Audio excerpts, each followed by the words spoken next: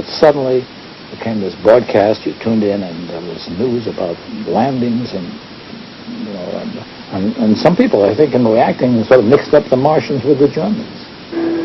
I'm speaking from the roof of Broadcasting Building, New York City. Just 4 weeks after American audiences had sat at home anxiously awaiting more news of invasions in Europe, came news of an invasion of the United States. The enemy is now in sight above the Palisades.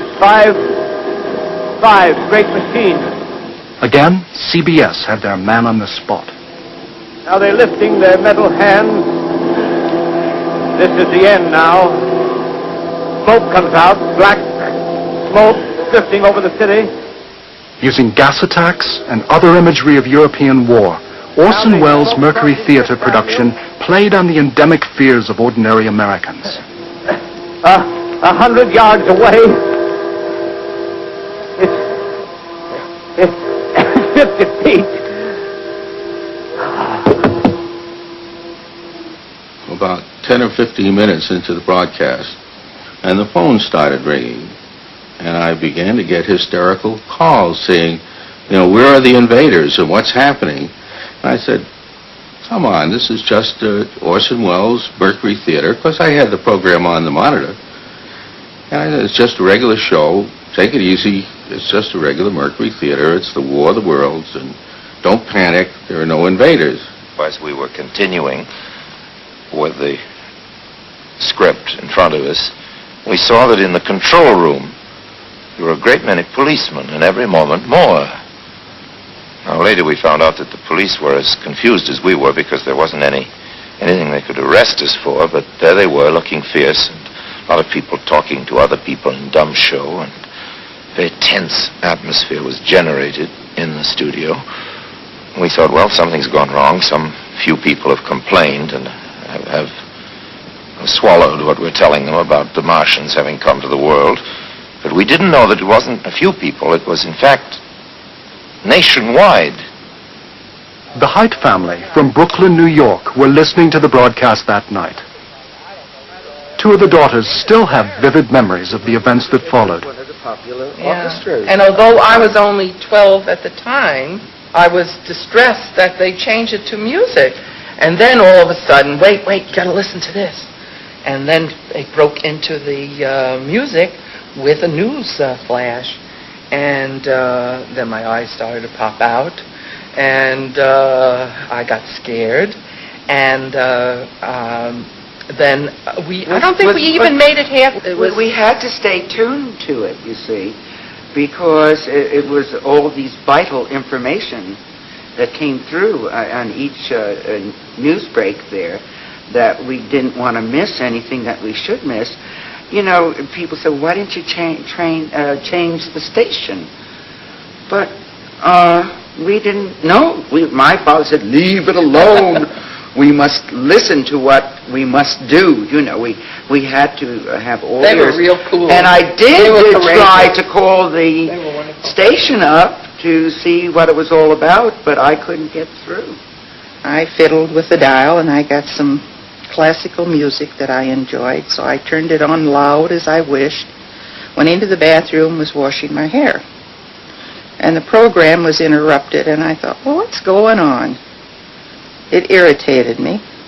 The second time it was interrupted, I thought, goodness, that's in New Jersey, forget about it.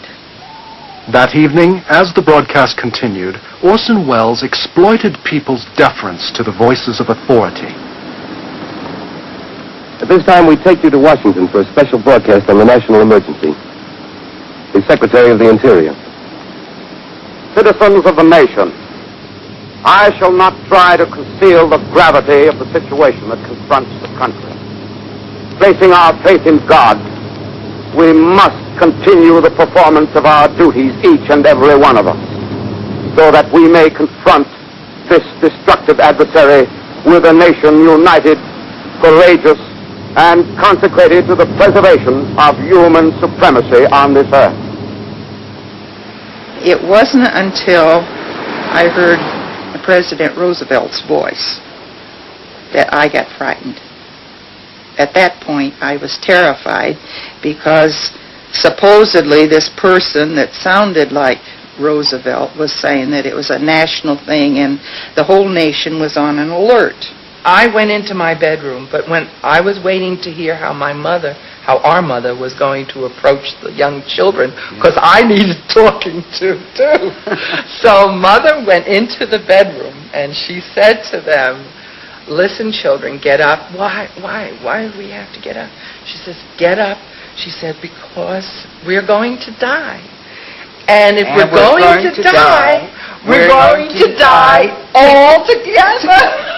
We got that one right, husband. I'm extremely surprised to learn that a story which has become familiar to children through the medium of comic strips and many succeeding novels and adventure stories should have had such an immediate and profound effect upon radio listeners. You were aware of terror at the time you were giving this role? Were you aware that terror was going on throughout the nation? Oh, no, of course not. We did Dracula and... At the following day's press conference, Orson Welles was all innocence. But 20 years later, he told a different story.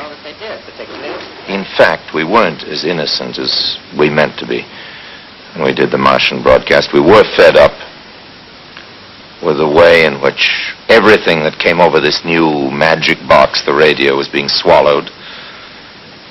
People, do suspect what they read in the newspapers and what people tell them, but when the radio came, and I suppose now television, anything that came through that new machine was believed. The panic did not prove the gullibility of ordinary Americans, or even the ability of a gifted producer to play an elaborate prank at their expense. The invasion from Mars in October 1938 was a stunning demonstration of the power of radio to manipulate a mass audience in a time of political crisis. 50 years later, it reminds us of our continuing vulnerability to broadcast voices that shape our world.